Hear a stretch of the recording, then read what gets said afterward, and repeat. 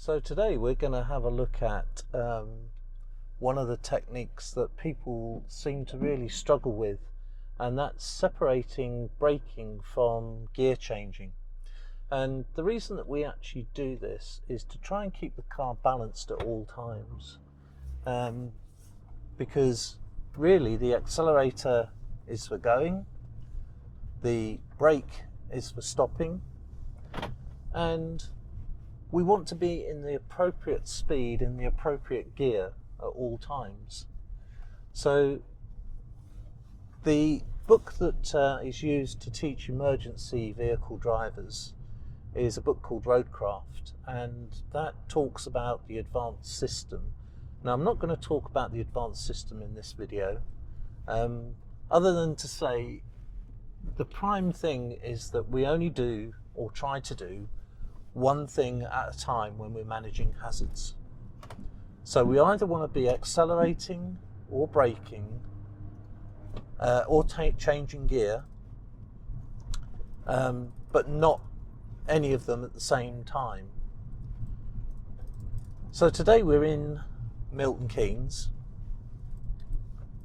and what we're going to do is actually approach roundabouts, and I'm going to show you how I actually apply the braking, and then when I'm at the correct speed that I've got to via the braking, that's when I'll change gear to the gear that I need to continue my progress across that roundabout.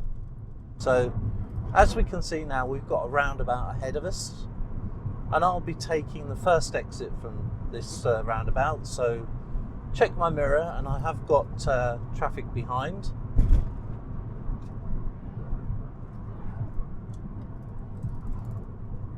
So just off the accelerator, onto the brake, got traffic coming, but I can get out before the traffic, change gear and make the manoeuvre. So that was a fairly easy first example of what we're doing.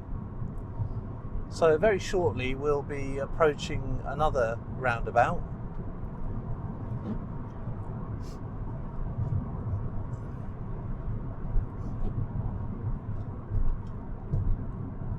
So for this roundabout I'm going to take the third exit, so mirror check, there is one behind at a distance.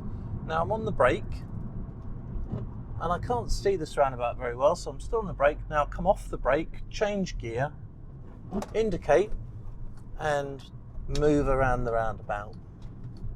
So you can see there that I actually separated the braking from the gear changing by actually slowing down a little bit earlier and reaching that point where I could make a decision on whether I had to firm up the braking to come to a stop, or whether I could actually come off the brakes, change gear to get to the appropriate gear for the roundabout, and then negotiate around the roundabout. So everything was done one step at a time. Now we're on a national speed limited dual carriageway in Milton Keynes now. Junction on the left is clear. I've got one car behind me, and I can see the signs for a roundabout ahead. So again, I've got traffic on my outside, lane 2, traffic behind me, lane 1. You can see the reduced speed sign now, so I just ease off the accelerator. Look at the roundabout to see how much traffic is on, and now I'm going to apply my brakes. So gently applying the brakes, just doing that final mirror check. There is a lot of traffic around, so I'm going to have to come to a stop. So just firmed up the braking, depressed the clutch, and off we go again. So that's a good example of where you can just firm up your braking to come to a safe stop. Now, this roundabout, I can just carry on, don't need to actually do anything there. Got another roundabout ahead of me.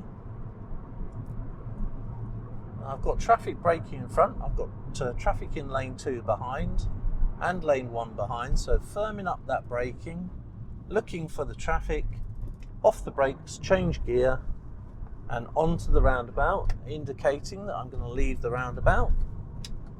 So again, we separated out the braking from the gear changing. Now this roundabout ahead has got a 40-mile-an-hour speed limit, but the same principles apply. Check behind. There's traffic behind at a distance, but we have got traffic coming in from the right, sorry. So just rolling up to the roundabout, changing gear, and off we go, and then I'll indicate again. National speed limit, 70 miles an hour on a dual carriageway. So moving up beside this Mercedes, just keeping an eye on him as we go past. I'm still below the speed limit, got a good distance to the car in front. I am going to move out into lane 2 because I've got a car that's slow in front. I want to make progress, but I still need a good distance from the car in front. So again, approaching the roundabout, mirror check behind, on the brake, still haven't got my foot on the clutch, but now I'm off the brake, I can go onto the clutch, change gear, just keeping an eye on the car to the left, and then when it gets straight, again accelerating away.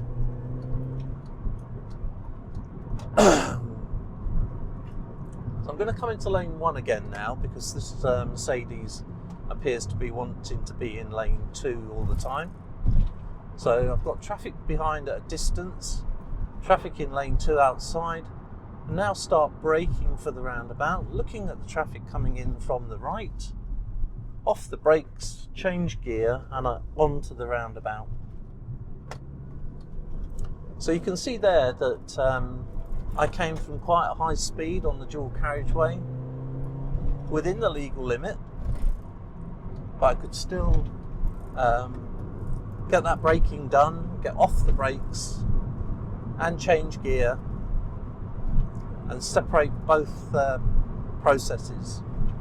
So again, we're now at 70 miles an hour. The roads are a little bit wet, so we'll allow for a longer braking distance, but we've got a good visibility ahead to the next roundabout. There's a junction on the left and there's a car active in there. Mirror check, nothing directly behind me, and there's traffic in lane 1 at a distance. So again, starting to brake, I'm going to make a decision, firming up that braking, off the brakes, change gear, onto the roundabout. So I've gone from 70 miles an hour on the dual carriageway to actually slowing that approach down, and then down to about 30 miles an hour as we moved across the roundabout. So I moved back to lane 1. Again, looking at the roundabout ahead, mirror check behind, traffic at a distance, firming up the braking. Is there anything there? No. I can now come off the brake, change gear, onto the roundabout, indicating for the traffic that's approaching the roundabout from the other way. Back on, waiting for my wheels to become straight, and then accelerating away again.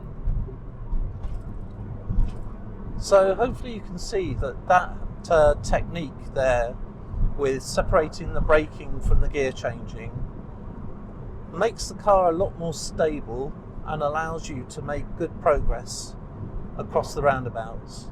So we'll just do one more, just to re-emphasize some of the different phases. So approaching the roundabout, mirror check, look, see what's behind me, engage with the brake.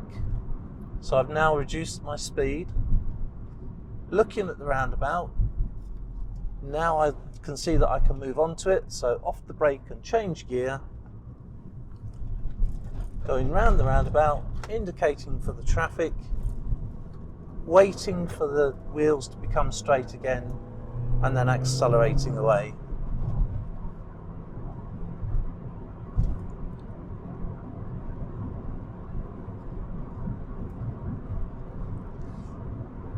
So again, we're on dual carriageway. Conditions are wet now, so we do need to leave a little bit of extra room. Think about our braking.